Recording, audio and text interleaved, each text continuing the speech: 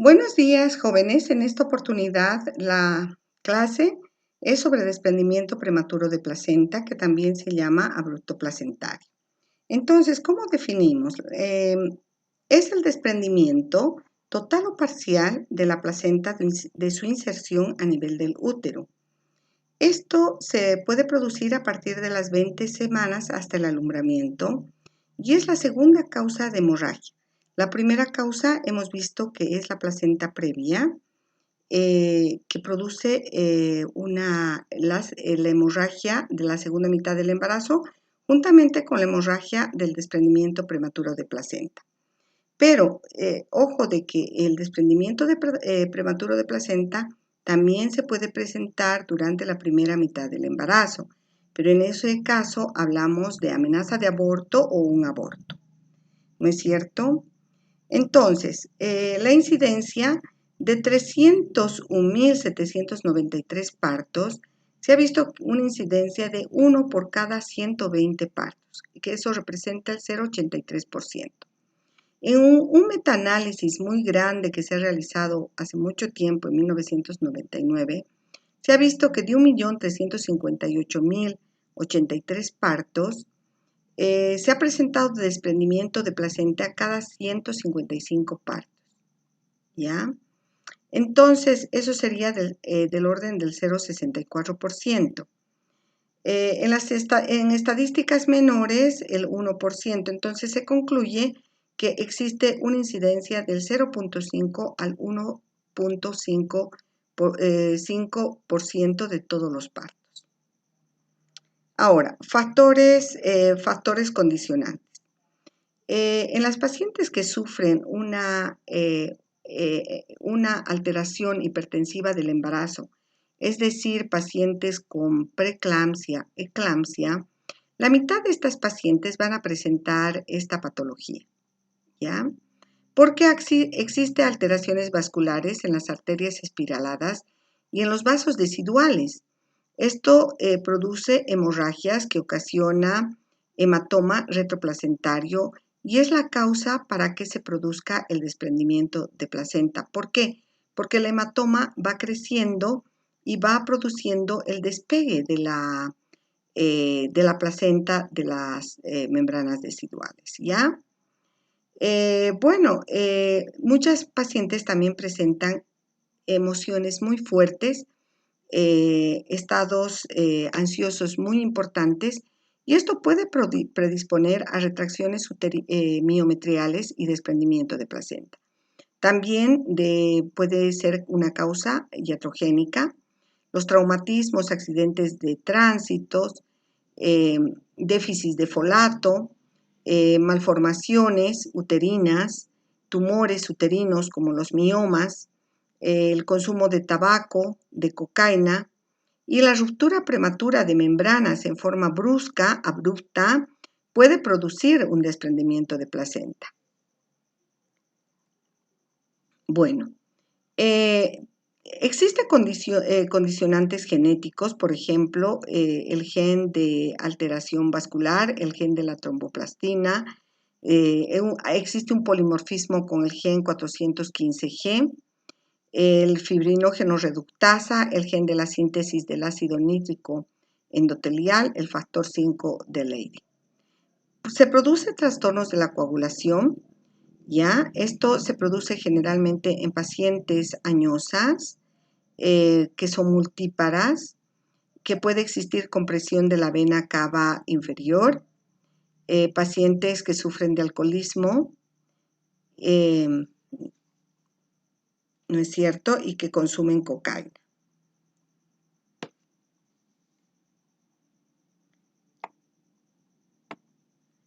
Ya. Entonces, en la patogenia, se produce una hemorragia en el interior de la decidua basal. Al inicio el cuadro suele ser asintomático y puede ser un hallazgo casual después del alumbramiento. Cuando normalmente revisamos la placenta, podemos observar el coágulo que tiene un color rojo vinoso, que está desorganizado, que es irregular. Y bueno, ahí nos damos cuenta que ha habido un pequeño desprendimiento, ¿no? Produce esta situación, el hematoma produce una hemorragia interna que va separando ambas membranas de la placenta y se va extendiendo hacia la vagina y a la vulva, o sea, la sangre va cayendo por gravedad y se puede exteriorizar. Pero en muchas pacientes la sangre suele quedar detrás de la placenta, haciendo un hematoma que no logra despegar los bordes de la placenta. Entonces, esta sangre se va como encarcelando detrás de la placenta y va infiltrando al miometrio, ¿no? La lesión endotelial induce a la formación de sustancias endotelinas y tromboxano y produce vasoconstricción, hipoxia local y puede participar en la aparición de la hipertensión uterina y de la policistolia. Entonces, cuando enviamos la placenta a patología, microscópicamente van a ver que las vellosidades se encuentran edematosas, hay rotura de los vasos fetales, en la decidua hay una zona de necrosis, de trombosis, de un proceso degenerativo en la capa íntima de los vasos. Y a la macroscopía vamos a ver que en la cara materna de la placenta, una depresión circunscrita de la forma y tamaño variable, cubierta con un coágulo de color oscuro parcialmente desorganizado.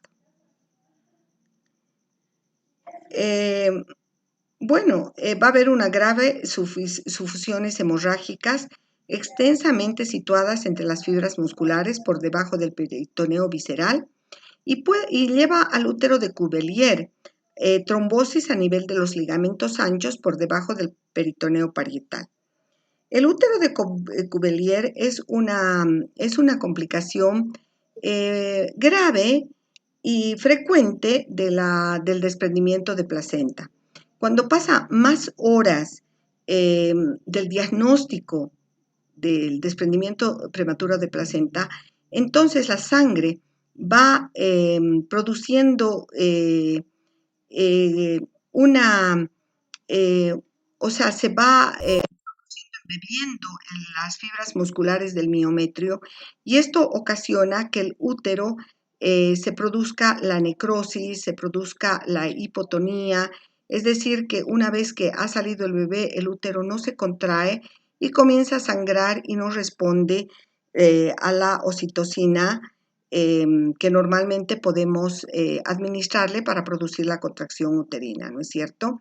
Es una complicación grave que hace que nos veamos obligados a realizar una histerectomía puerperal porque estas pacientes sangran tanto que se pueden choquear, o sea, la mayoría se choquea. Entonces, hay que tener sangre fresca a mano.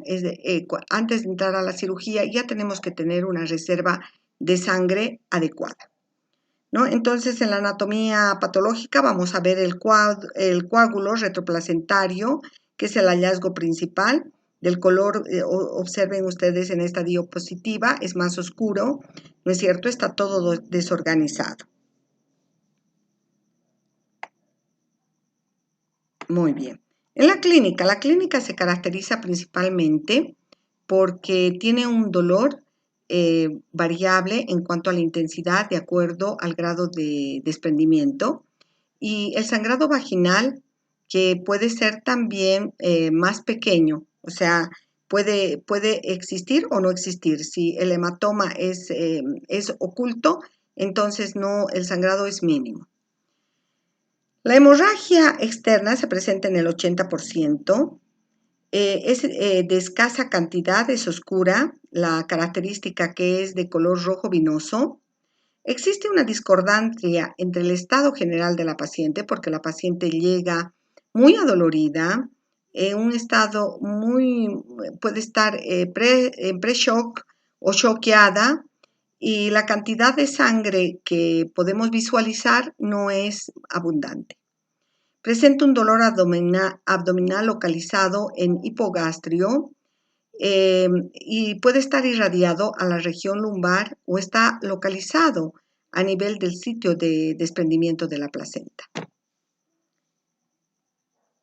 A la exploración física, lo primero que hacemos es siempre palpar el útero, ¿no es cierto? Y vemos que existe una hipertonía, o sea, sentimos la contracción tetánica del útero, ¿no es cierto? Esto por aumento de la síntesis de las prostaglandinas en la decidua. También puede existir policistolia, es decir, que el útero se contrae, se relaja, pero no hay una concordancia con la dilatación, porque generalmente estas pacientes pueden tener una dilatación mínima, permeable al dedo o 2 centímetros de dilatación, pero las contracciones suelen ser 7, 8 contracciones en 10 minutos, ¿no? Aumento de la intensidad de las contracciones, es decir, las contracciones realmente son de una intensidad muy aumentada. En el tacto vaginal, en la mayoría de los casos, la dilatación es mínima. También hay pacientes que tienen una dilatación de 8 centímetros o dilatación completa, ¿no? La cavidad amniótica la sentimos a gran tensión. Si las membranas están íntegras, podemos sentir la tensión de las membranas y también el segmento inferior está desplegado.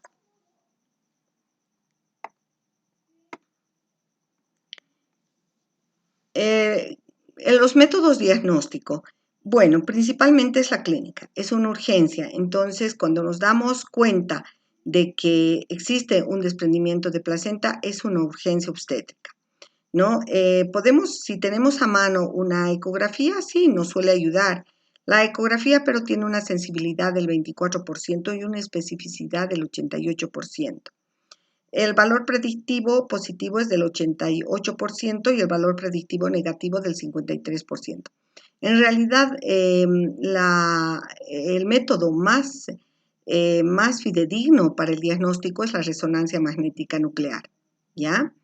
Siempre vamos a auscultar al producto, vamos a realizar la auscultación ya sea con ecosón o vamos a ponerle una cardiotocografía para ver si existe alteraciones en la frecuencia cardíaca fetal que nos indique que hay una perturbación en el bienestar fetal, ¿no es verdad?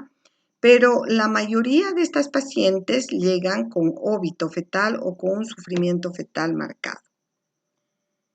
Entonces, acá en estas imágenes ecográficas podemos ver el desprendimiento de placenta en ambas imágenes.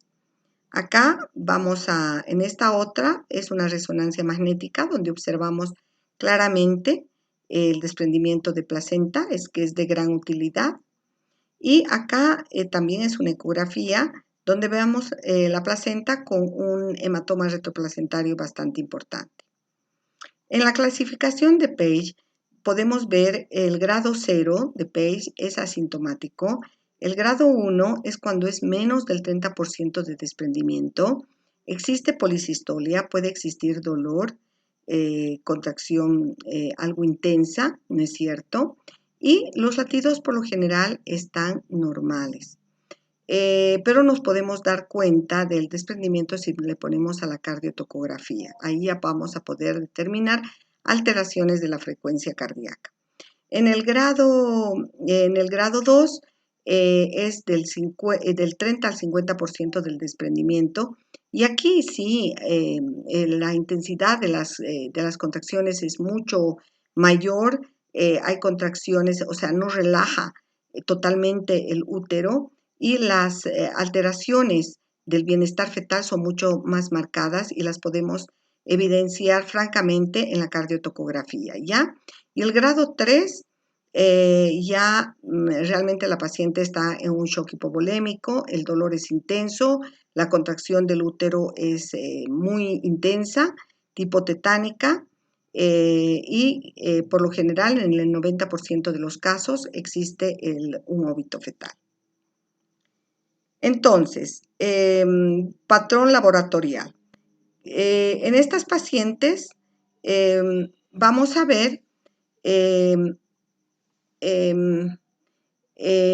que podemos predecir esta patología, mediante algunos laboratorios. Por ejemplo, la trombomodulina. También tenemos marcadores de lesión endotelial del sincito trofoblasto, que tienen una sensibilidad del 87% y una especificidad del 76.5%. El CA125 nos puede ser de utilidad, pero no es concluyente, o sea, no es concluyente. Ahora, la disminución de la proteína C reactiva se asocia a un riesgo aumentado. Cuando nosotros en un control prenatal pedimos la proteína C reactiva y esta está disminuida de los valores normales, entonces esto nos puede servir como un factor predictivo, ¿ya? También podemos pedir el factor antiangiogénico endoglaic, que sí puede estar elevado y nos puede ser de utilidad, ¿no? Y se eleva a partir del segundo trimestre. Bueno, las complicaciones que esta patología, ¿a qué complicaciones nos lleva? Nos puede ocasionar un shock hipovolémico, una insuficiencia renal en la paciente, trastornos de la coagulación, una coagulación intravascular diseminada, pasa la circulación sanguínea, la tromboplastina y el factor tisular y nos va a predisponer a una coagulación intravascular diseminada, activación del factor 10 y el líquido amniótico y las endotelinas, ¿no? Y esto va a provocarnos una coagulación intravascular diseminada, ¿no es cierto? Los mecanismos de la coagulación y de la fibrinolisis. La protrombina se transforma en trombina, ¿no es cierto? Por la tromboplastina. Luego la trombina en fibrinógeno y luego en fibrina, ¿no es verdad? Cuando va a haber una fibrinolisis por el plasminógeno que se transforma en plasmina, por unos activadores, va a transformarse la plasmina va a producir la fibrinolisis y la digestión de otras proteínas, ¿no es cierto? Por inhibidores de acción. Antes, digamos, de cuando pensamos en una coagulación intravascular diseminada, al igual que en un síndrome hipertensivo del embarazo, una preeclampsia, una eclampsia, tenemos que realizar pruebas principalmente de coagulación para poder diagnosticar una coagulación intravascular diseminada.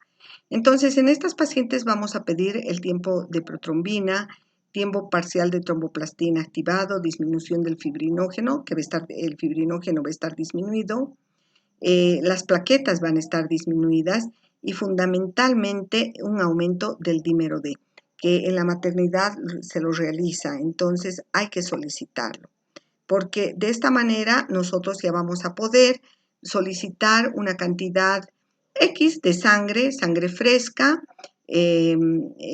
plasma fresco, congelado, ¿no es cierto?, que es el tratamiento ideal. Muy bien. Entonces, también otra complicación que podemos tener es la insuficiencia renal y esto se produce porque disminuye el flujo renal, hay una necrosis tubular aguda, irreversible, una necrosis a nivel de la cortical, disminución del flujo renal por disminución del gasto cardíaco y vasoespasmo renal. Entonces nos va a llevar a la insuficiencia renal y esto es irreversible, ¿verdad? Tenemos que hacer el diagnóstico diferencial con qué patología, principalmente con la placenta previa y con la ruptura uterina. El desprendimiento prematuro de placenta es de inicio brusco, la hemorragia es escasa, es oscura, rojo vinoso, el dolor es intenso, el útero está contraído, es hipertónico y los latidos fetales están alterados o directamente son negativos porque se ha producido un óbito fetal. En la placenta previa el inicio es lento, es una hemorragia intermitente repetitiva, ¿no es cierto? Ya hay el antecedente de que se ha producido unos días antes una hemorragia similar. El color de la sangre es un rojo claro, más bien, una sangre oxigenada. No hay dolor, pero la paciente puede estar en trabajo de parto, pero vemos que relaja después de cada contracción, relaja adecuadamente. Los latidos fetales no están alterados, ¿no es cierto? Y podemos observar a través del examen especular la placenta, que se puede observar si es que hay dilatación o el borde de la placenta. El tacto vaginal está contraindicado, ¿ya? Con otra patología que podemos hacer el diagnóstico diferencial es con la ruptura uterina. Generalmente cuando hay una ruptura uterina existe el antecedente de que la paciente pueda tener 2 o 3 cesáreas previas, que ha habido dehiscencia de la herida quirúrgica. También puede ser que haya sido un parto muy laborioso, que ha tenido muchas horas y han utilizado mucha oxitocina. Entonces, esto ha producido la ruptura uterina. También es frecuente la ruptura uterina en accidentes de tránsito muy violentos. Entonces, ¿qué va a pasar? Por lo general, podemos ver a través del abdomen que se palpan partes fetales. El estado general de la paciente es muy malo, generalmente vienen pacientes choqueadas y vemos que la pérdida sanguínea es muy escasa. No guarda relación el estado de la paciente con la dilatación, ¿no? Pero nos damos cuenta que es una ruptura uterina porque fácilmente se llegan a palpar las partes fetales. Con otros diagnósticos diferenciales, con patologías del cuello uterino como los pólipos, una metaplasia sangrante. En el embarazo por la acción hormonal, las metaplasias se observan como muy marcadas con reacción decidual, ¿no? Que se llama deciduitis, y esto puede ocasionar sangrado.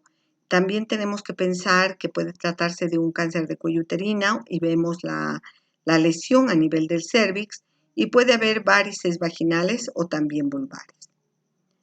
Bueno, el pronóstico. Depende de la extensión del desprendimiento. Muchas veces el desprendimiento es pequeño y el pronóstico es bueno. La vamos a internar siempre a la paciente, la vamos a poner en reposo absoluto y la vamos a monitorizar. ¿Ya? Depende también del diagnóstico precoz que realicemos, ¿no es cierto? La mortalidad materna es del 1% por la hemorragia y por la insuficiencia renal y por la coagulación intravascular diseminada. La mortalidad perinatal es muy elevada, del orden del 80%.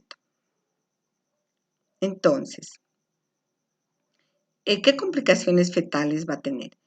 Principalmente va a haber prematuridad. Entonces, todos los problemas que conlleva a la prematuridad. La hemorragia intraventricular, la necrosis del intestino, la muerte fetal, parálisis cerebral, retraso mental. ¿No es cierto? ¿Qué vamos a hacer? Cuando vemos una paciente con desprendimiento prematuro de placenta, vamos a internarla, la vamos a poner en reposo absoluto. Vamos a controlar los signos vitales. Vamos a hacer pruebas, un analítico de sangre, vamos a hacer pruebas cruzadas porque vamos a requerir sangre en estas pacientes. Vamos a canalizar 2 vías, por lo general 2 vías, por una va a pasar la sangre y por otra va a pasar los coloides que le vamos a aplicar. Vamos a realizar las pruebas cruzadas. Generalmente utilizamos lactatos Ringer, crioprecipitados. Si viene choqueada, hasta que nos llegue la sangre, utilizamos el Hemacel. Vamos a administrar sangre, plasma fresco, paquetes de plaquetas, ¿no es cierto? Si está sangrando mucho, tratamos de combatir el sangrado con el ácido tranexámico y el ácido epsalón aminocapróico. Muy bien. Entonces, tratamiento. El tratamiento de elección que se realiza depende del estado fetal. Si el bebé está con un sufrimiento fetal agudo muy marcado, entonces vamos a entrar a una cesárea inmediata de urgencia, ¿no es cierto? Cuando está con alteraciones del bienestar fetal. En el caso de que sea un embarazo menor de 34 semanas, tenemos que, en lo posible, realizar maduración pulmonar, ¿no? Si el desprendimiento es pequeño y tiene o sea, realizamos la monitorización diaria cada 12 horas y podemos controlar si es que el hematoma va creciendo, diariamente vamos a hacer también ecografía para ver cómo va evolucionando el hematoma retroplacentario, ¿no es cierto? Muchas veces, cuando son embarazos prematuros, nos da tiempo para poder madurar al bebé y llegar a un estado en que no pongamos en riesgo ni la vida de la madre ni la vida del producto. En caso de que el feto esté muerto, por lo general se recomienda un parto por vía vaginal. Se recomienda cesárea con feto muerto en caso de que sea una desproporción cefalopélvica, que tenga 2 o 3 cesáreas previas, que pueda comprometer la vida de la paciente, ¿no es cierto?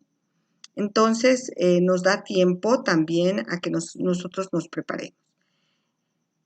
El pronóstico, la coagulación intravascular diseminada es autolimitada.